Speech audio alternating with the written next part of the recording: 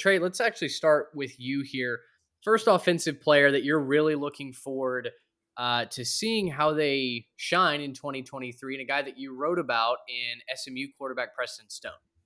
Yeah, as vested investors in this SMU program, I think Preston Stone's going to be worth the price of admission this year, fellas, as we are entering year two as season ticket holders for the Ponies. But if you're not really enamored with G5 program building or state of Texas recruiting or anything like that, like you don't follow those things, Preston Stone's probably not a name that's on the top of your mind. But I think by the end of the season, he will be. He's a guy coming out of high school a couple of years ago. He was a 4-year starter at Dallas Parish Episcopal. Made a lot of waves when he chose to sign with SMU in 2021 over the likes of, every Power 5 program in Texas offered him. National powers like Alabama, Ohio State, Georgia, you name it, he had an offer from that power school. And he chooses to stay home, go to SMU. And, Tanner Mordecai, he has been lighting the world on fire for the Mustangs in that offense the last couple of years. Preston Stone was this close to beating him out, both as a true freshman and as a redshirt freshman this past year. It was a true competition, neck and neck in both years. Preston Stone came up just short, but he's had a lot of time to kind of grow his craft at practice, figure out things. He was injured last year. His one start, he unfortunately did hurt his collarbone and was pulled from that game. So he is coming back from an injury this spring, but guys, the talent is absolutely there. He was a high 4-star coming out of high school. Again, had offers from everywhere in the country, chooses to stay home and be part of this resurgence of the SMU program. That's really what made him choose to stay home and go to SMU. He wanted to be part of building this program up and making it into more of a power program. We talk about, I'm sad we don't have a Pac-12 media rights update for you guys this week, but SMU moving in the direction of wanting to join the Pac-12 or, moving into looking to up the ante and move into a power conference. Preston Stone, part of his decision was wanting to be a part of that, putting SMU on the national map and kind of re-cementing their status as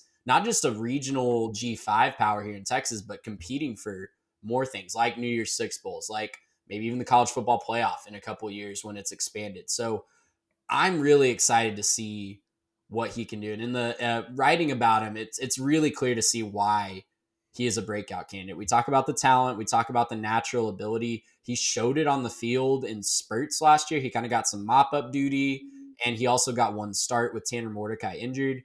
In the first half of that start, guys, he had already thrown for over 200 yards and a couple of touchdowns before he got injured. So kid can sling it. He can do it with his legs as well.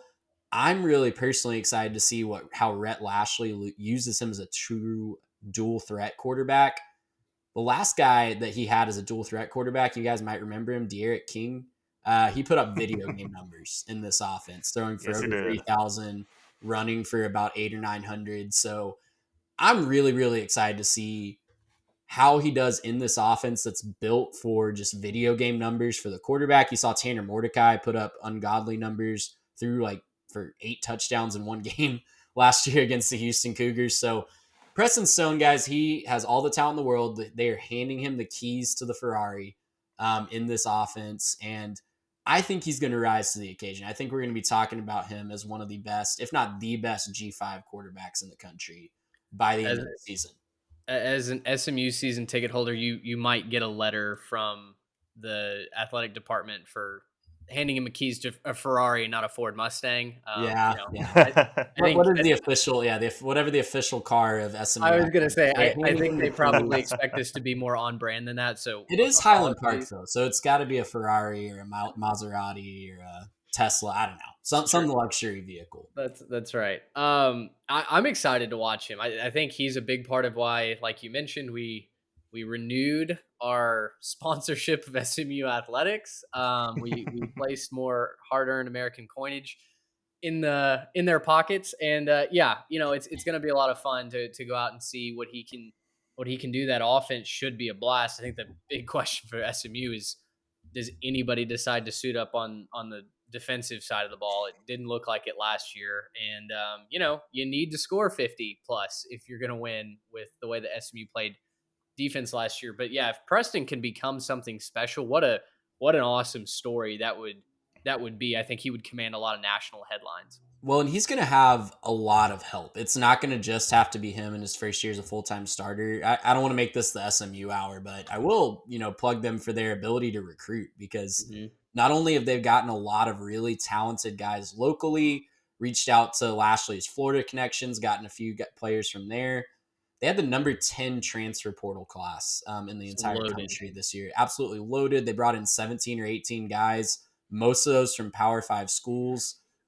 Every offensive position is going to have Yeah. legitimate talent. You mentioned the defense is going to be a question mark. No doubt about it. He's also, in my research for this article that I wrote about him, they only play 3 top 50 pass defenses from 2022. So there's a lot of opportunity to put up some gaudy numbers against not the best competition as well. Yeah. Well, and when you brought up Preston Stone, I was sitting there and I saw the message come across, and you mentioned who you were talking about, and he kind of had me doing the finger snap. I'm like, oh, he's that guy who's the, and I couldn't remember who you were talking about, and then I look him up again. I'm like, oh yeah, no, Yeah. this guy, and I couldn't believe that was a deep cut. Obviously, y'all are much closer to SMU, but kind of a deep cut there as far as breakout candidates, and that's what we're talking about with a breakout candidate. You want a guy who can, come out and do that. I was looking at a little bit of the film. I went back and I watched a little bit of that film from his start there, where you were saying he threw for a couple hundred yards. He can sling it, and that was my big question. Was I was saying, hey, is there any way that SMU can keep at this level of offensive production? Mitch, you mentioned it. Nobody plays defense over there, unfortunately, for SMU. Not yet. Not yet. Maybe that'll change. Maybe that'll change. We don't know. We'll see. But at least last year nobody played defense, and so it seems like the formula, at least for SMU, is score a bunch of points.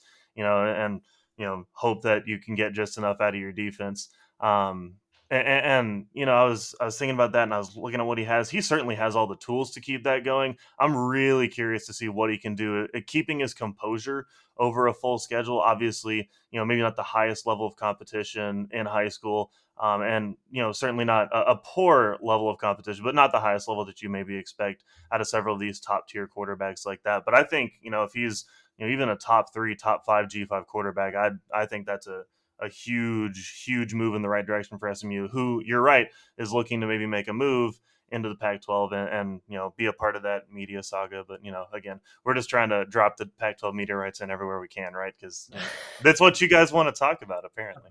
Well, and for 2023, at least for SMU, it's a fascinating schedule because they do have 2 Big 12 opponents in Oklahoma and TCU. I don't think you're really necessarily shaking in your boots to face either of those defenses. Obviously, they have talent, but not necessarily known for being defensive powerhouses the last couple of years. And then the American is all of a sudden wide open with the departure of Cincy, Houston, and UCF. So SMU certainly has an opportunity to kind of rise up in the next tier of the American, kind of be up there. They're going to be competing with, I think, Tulane and UTSA to win the conference this year. Gracious him. How about